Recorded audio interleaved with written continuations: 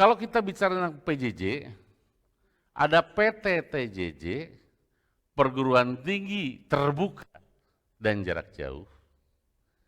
Ada pendidikan jarak jauh, esensinya sih sama, itu distance learning. Tetapi karakteristiknya ada berbeda, karena tidak semua PJJ open. PTTJJ di kita, UT yang diserang oleh UT,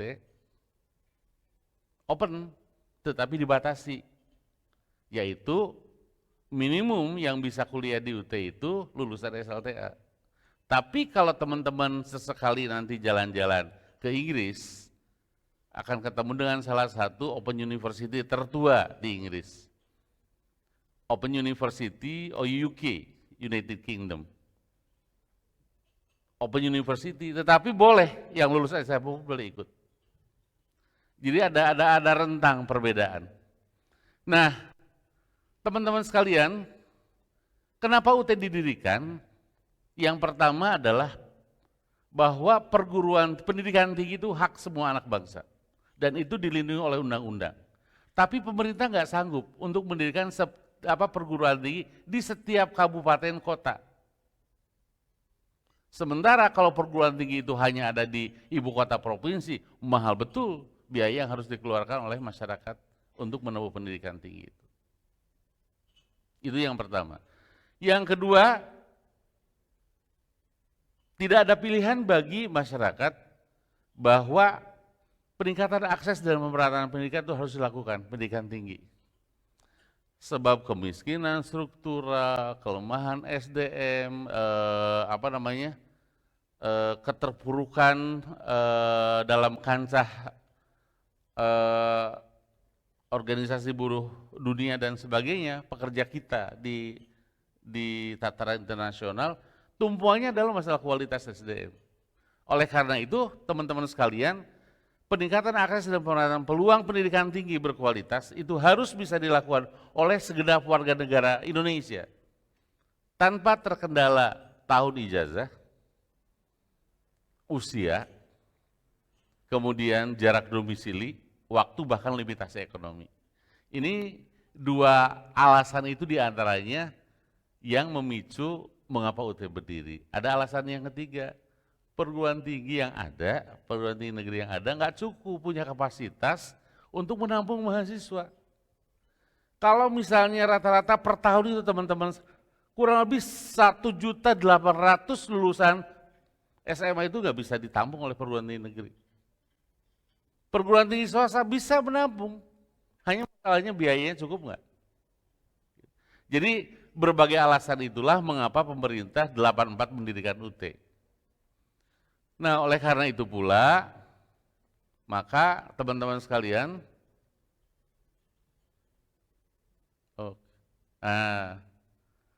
pendidikan tinggi PTTJJ di UT itu karakteristik, ini biar kita semua paham. Yang pertama, karakteristiknya adalah openness, keterbukaan, terbuka. Terbuka di sini artinya bahwa segenap anak bangsa punya hak untuk mengikuti pendidikan tinggi. Karena apa? Karena ada asumsi, ada pemikiran bahwa pendidikan tinggi itu hanya untuk orang pandai. Kan? Kan harus passing grade-nya harus lolos. Passing grade 8, 7, kalau yang 6 gimana? Kalau yang 5 gimana? Yang kedua, harus punya cukup uang. Terus yang akan terjadi perubahan pada mereka, itu kapan akan terjadinya? Padahal perubahan itu hanya terjadi jika pendidikan anak-anak kita dan seterusnya itu berubah. Oleh karena itu, teman-teman sekalian, ini menjadi catatan bahwa keberadaan UT itu harus bisa menjadi akses untuk segenap anak bangsa. Teman-teman tahu nggak beda biaya antara PJJ dengan tatap muka? Ketika di Sydney, di Wagga itu ada Open University juga sama.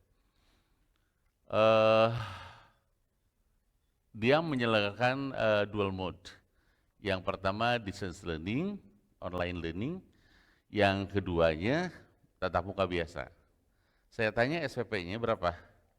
Kalau yang tatap muka itu kalau tidak salah 18.000 per semester. $18.000 per semester. Terus saya tanya, yang online learning berapa? $22.000. Lebih mahal yang online learning. Di kita aja. Karena memang di kita itu banyak keajaiban. Jadi di kita memang lebih murah. Jadi teman-teman sekalian, kalau teman-teman mau mendirikan semacam institusi semacam UT, maka teman-teman investasinya harus kuat. Kalau enggak, ya memang akan mahal. Karena investasi peralatan-peralatan teknologi itu sangat cost center, sangat memakan biaya. Yang kedua adalah aksesibel. Siapapun harus dapat menempuh pendidikan tinggi, mau di pelosok kayak, mau di gunung dan seterusnya. Bapak Ibu sekalian kebayang nggak itu yang di Jayawijaya ikut tutorial? 2 hari kalau mau ke tempat tutorial itu, udah bawa kuda, naik kano dan seterusnya baru sampai ke tempat tutorial. Gitu. Jadi lah mereka kapan berubahnya gitu? Kalau tidak bisa menempuh pendidikan tinggi, akan kesulitan. Ibu bapak ngebayang nggak? Itu mahasiswa di Kuala Indra. Kuala Indra itu adanya di Riau ya. Di Riau, Tembilahan, saya sudah Tembilahan itu teman-teman ada satu pulau, itu dekat Laut Cina Selatan, jadi nyebrang, harus nyebrang pakai kapal apa, bukan kapal besar kok itu, kapal kecil ya, itu 1 jam sih, nggak jauh. Tapi itu ada di Laut Cina Selatan Pak, untuk ke kepulauan itu. Dan di situ satu kecamatan, mahasiswa itu masyarakat di situ itu kuliah di UT. Jadi kalau waktunya tutorial, itu dari pulau kecil itu mereka membawa itu. Ada yang membawa perahu, ada yang membawa kano, ibu-ibu juga sama aja. Jadi teman-teman kebayangkan, inilah salah satu peran yang dilakukan oleh UT dalam rangka merepresentasikan fasilitasi pemerintah dalam menyediakan pendidikan bagi segenap anak bangsa. Kemudian yang ketiga, fleksibel. Harus fleksibel. Tidak boleh ada tes masuk untuk S1 dan diploma. Kalau S2 harus. Tapi S1 dan diploma tidak boleh ada tes masuk. Kenapa? Kalau ada tes masuk nanti sama. Yang akan terjadi, kita akan tergoda untuk menjaring mereka yang punya skor masuknya tinggi, passing grade-nya tinggi. Karena itu soal lulus itu persoalan lain, tetapi soal mereka bisa punya akses pada pendidikan tinggi itu satu hal prinsip. Nah, oleh karena itu teman-teman sekalian, tidak ada tes masuk adalah keharusan yang dilakukan oleh PJJ seperti UT. Kemudian yang berikutnya fleksibel itu artinya bebas menentukan masa studi. Jadi teman-teman mahasiswa UT itu, ini yang seru ini karena kan tabrakan betul gitu, berbeda banget gitu ya. Kriteria karakteristik terutama untuk akreditasi antara mereka yang tatap muka sama yang PJJ yang diselenggarakan oleh UT. Mahasiswa boleh menentukan sendiri masa studinya. Mau studi tepat waktu, mau 15 tahun boleh. Enggak ada dan nggak boleh ada DO. Kenapa nggak boleh ada DO? Satu, misi utama UT adalah membangun pembelajar yang tangguh sepanjang hayat. Kalau ada DO, persoalan lagi itu. Nabrak lagi amanah yang diemban oleh UT. Nah oleh karena itu teman-teman sekalian, mahasiswa diberi kebebasan untuk menentukan menempuh masa studi. Tetapi UT menyediakan 2 jalur. Begitu mereka masuk ke UT, mereka akan diberi 2 pilihan. Apakah Anda ingin selesai tepat waktu? Kalau ingin selesai tepat waktu, mereka akan mengambil jalur paket. S1 kita siapkan 8 semester, sehingga dia bisa ikut normal selesai pada waktunya. Tapi ada juga saya nggak mau ngambil jalur paket. Saya hanya butuhnya setiap semester hanya 2 mata kuliah kok. Jadi kalau di UT ada kuliah 10 tahun belum selesai, wajar aja. Orang dia ngambil kuliah di UT itu bukan semata ijazah, tetapi dia terutama di kalangan eksekutif muda loh teman-teman. Banyak yang ngambil hanya 2 mata kuliah, semester ini mata kuliah manajemen, semester depan masa 2 mata kuliah manajemen lagi, semester berikutnya diambil komunikasi, 180 SKS, tapi itu isinya di berbagai program, memang nggak bisa diwisuda. Dia bilang, Pak saya nggak butuh kok ijazah, saya udah S2, gitu. Jadi, tetapi dia bilang bahwa dinamika di perusahaan dia menghendaki dia tidak cukup hanya dengan satu latar keilmuan. Jadi teman-teman jangan heran kalau di UT itu udah S3 ambil lagi S1, banyak. Udah S2 ambil lagi S1, udah S1 ambil lagi S1.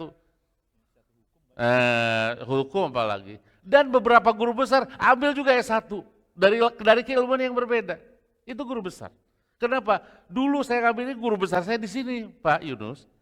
Tetapi saya sekarang ditugaskan di sini jauh banget. Daripada saya belajar dari buku-buku yang saya nggak tahu mulai dari mana belajarnya, mendingan saya ikut kuliah aja di UT. Orang ambil kuliah di UT hanya 300.000 per mata kuliah dengan bahan ajar UKT. Jadi teman-teman sekalian, dia yang akan menentukan masa studi, dia yang akan menentukan jadwal mata kuliah, jadwal kuliah. Dia mau ikut tutorial online yang asinkronus, terserah dia jadwalnya dalam setiap minggunya. Atau dia mau menentukan saya mau terbimbing, tapi saya nggak harus datang. Saya maunya saya kuliah dari rumah, tetapi bisa terjadi interaksi, ya tutorial sinkronus dengan menggunakan webinar atau hybrid dan berbagai hal. Jadi teman-teman sekalian itu karakteristik PJJ. Dan yang terakhir, karena itu openness, accessible dan fleksibel, termasuk untuk mereka yang sudah dan belum bekerja, maka affordable itu harus menjadi salah satu kriteria. Artinya apa? Harus terjangkau biayanya. Di UT itu 1.300.000 per semester udah bisa jadi mahasiswa loh Bapak Ibu sekalian. Udah bisa jadi mahasiswa, dia dapat bahan ajar setiap mata kuliah yang diambil, pembelajaran online, ujian free dan sebagainya. Jadi ya memang itu keharusan bahwa ada prasyarat untuk bisa sampai kepada harga itu urusan di UT. Tetapi UT bisa mempersembahkan harga yang relatif murah itu karena kriteria-kriteria dan amanah yang diusung oleh UT. Nah ini teman-teman sekalian, karakteristik pendidikan jarak jauh yang diusung oleh UT, sehingga kalau tidak paham akarnya, kok UT begini, kok aneh, kok berbeda dan sebagainya. Dan karakteristik PJJ itu basic education. UT itu kan sekarang 423.000 mahasiswanya. Tapi bukan yang terbesar. Di Indonesia mungkin yang terbesar, karena baru satu yang besar. Tetapi di dunia ini teman-teman sekalian, UT itu hanya menempati yang ke-6. Yang pertama Indira Gandhi Open University. Kemudian China Open University, berapa mahasiswanya? Mahasiswanya 4 juta sekian. Kebayang nggak ngurus mahasiswa 4 juta? Di UT aja teman-teman sekalian, itu nggak hanya 420 sekian ribu. Kami hampir nggak punya weekend itu 4 bulan dalam setiap semester. Nggak punya weekend. Tanya teman-teman yang keluarganya bekerja di UT. Apalagi yang di daerah-daerah. Mereka milih ujian hari Sabtu Minggu. Karena lagi libur kan. Tutorial tatap muka, kalau yang ada tatap muka, pilihnya Sabtu Minggu dan sebagainya. Tapi ya asik-asik aja sih. Jadi itulah teman-teman sekalian berbagai hal yang harus dipahami supaya teman-teman di PTP itu nanti memiliki perspektif yang bisa memahami karakteristik setiap pendidikan.